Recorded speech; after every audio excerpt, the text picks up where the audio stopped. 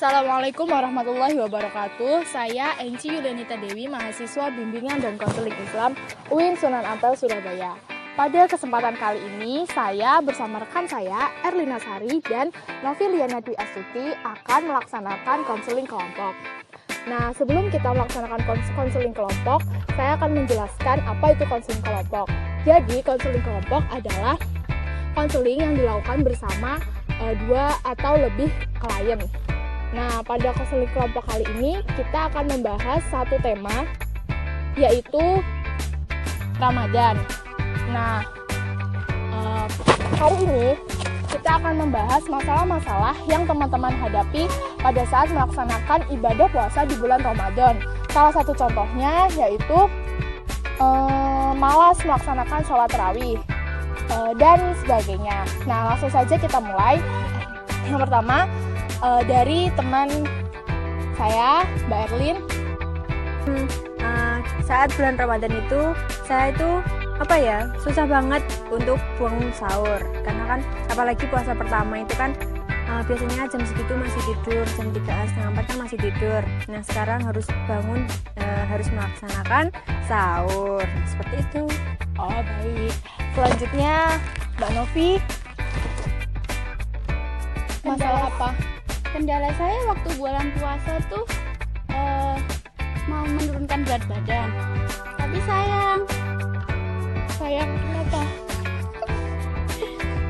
berat badan saya malah naik.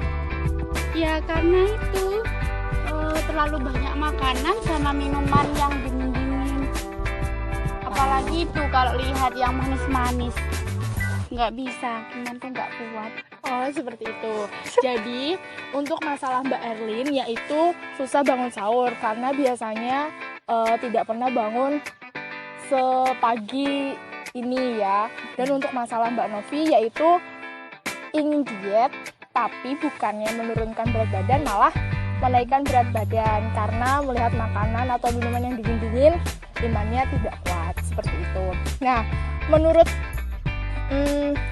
yang pertama kita bahas masalah Mbak Erlin dulu. Menurut Mbak Novi, apa sih kendalanya? Maksudnya hal apa yang menyebabkan kita itu susah untuk bangun sahur? Ya karena kita nggak terbiasa bangun pagi, terus kadang ada alarm itu nggak guna, nggak ada efeknya. Nah, untuk Mbak Erlin sendiri biasanya kan susah ya untuk bangun sahur. Nah, biasanya itu cara apa yang dilakukan? Untuk mengatasi seperti itu, kalau saya sih biasanya dibangun sama ibu saya. Seperti itu.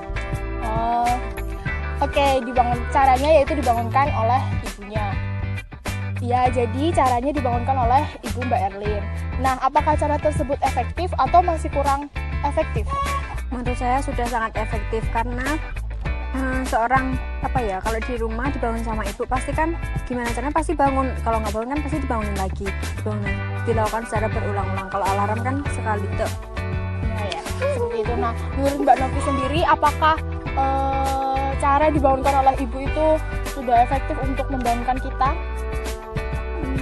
Iya sih, soalnya kan kita kalau di rumah sering sama ibu kita. Terus kalau nggak dibangunin sama ibu kita, mau dibangunin siapa? Orang alarm nggak setiap hari nemenin kita toh? Ya, berarti untuk kasus susah bangun sahur itu lebih efektif itu dibangunkan langsung oleh ibu kita ya. Selain ibu kita itu orang yang setiap hari bersama kita saat dibangunkan oleh ibu kita juga langsung bisa bangun. Seperti itu ya. Nah, selanjutnya untuk kasusnya Mbak Novi. Mbak Novi ini ingin sekali diet, tapi bukannya menurunkan berat badan, malah menaikkan berat badan karena tergoda melihat makanan atau minuman. Nah, menurut Mbak Erlin, sebenarnya apa sih yang membuat Mbak Novi ini gagal dalam menjalankan diet? Menurut saya karena dia kebiasaan makan yang manis-manis. Jadi kayak melihat sesuatu yang manis, yang warnanya menarik itu pasti dia tergoda. Kalau dari Mbak Novi sendiri? Ya karena sebelum bulan puasa sukaku kan emang yang manis-manis. Apalagi kalau ada kayak minuman yang rasa susu-susu itu pasti number one. Nah, sebelumnya saya mau tanya, apa sih alasannya kok sampai ingin diet di bulan puasa ini? Ya karena kan kita menahan nafsu makan dari subuh sampai maghrib. Biasanya kan kalau waktu bulan Soalnya kalau waktu nggak bulan puasa kan biasanya pagi, siang, sore ngemil terus. Oh, jadi menurut Mbak Novi, karena bulan puasa ini kita kan hanya makannya sahur dan buka. Jadi kita itu bisa ngambil kesempatan buat melakukan diet karena hanya makan 2 kali. Tidak seperti hari biasanya. Kalau hari biasanya itu kita makannya bisa sampai 3 sampai 5 kali seperti itu. Betul. Nah, tapi apakah Mbak Novi ini ketika buka langsung memakan semua makanan dan minuman? Ya enggak juga sih. Ya bertahap. Cuma ya pertama kan pasti kita makan air putih tuh. Terus habis itu biasanya minum es, makan, terus ngemil. Jadi menurut Mbak Novi dan Mbak Erlin, apa sih caranya agar kita itu gak tergoda waktu berbuka langsung makan semua makanannya? Harusnya dia bisa menahan dirinya. Menurut saya, seharusnya kita itu harus seimbang antara makan, minum, dan istirahat. Nah, sebelum makan, sebelum kan buka puasa, seharusnya kita minum dulu, membatalkan puasa, terus kita sholat, kemudian baru kita melakukan buka puasa, entah itu makan nasi, entah itu makan makanan yang berat. Oh, seperti itu. Kalau dari Mbak Novi sendiri gimana? Gimana dengan sarannya Mbak Erlin tadi, kita itu harus imbang antara makan, minum, dan ibadah. Ya sebetulnya sih bisa. Cuma kalau udah ada makanannya, ya kita pasti tergoda. Semua orang kalau terbiasa udah makan yang manis-manis, ya pasti dia nggak bakal bisa. Itu sih kalau menurutku. Jadi intinya, kalau menurut Mbak Novi sendiri itu intinya solusinya apa? Tadi kan masalahnya Mbak Novi ini ingin diet, tapi gagal untuk menurunkan berat badan, malah menaikkan berat badan karena tergoda oleh makanan dan minuman yang manis. Nah, saran dari Mbak Erlin yaitu kita harus imbang antara makanan, minuman, dan ibadah. Nah, menurut Mbak Novi gimana? Ya sebetulnya sih bisa sih sarannya Mbak Erlin.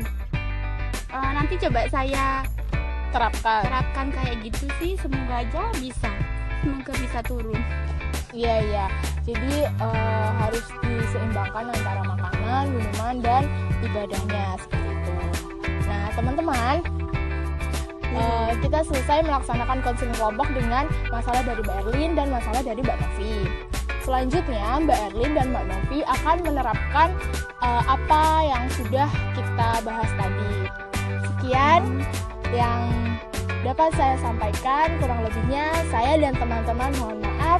Wassalamualaikum warahmatullahi wabarakatuh. Jangan lupa share, komen, dan subscribe. Dah. 君の虜になってしまえばきっとこの夏は充実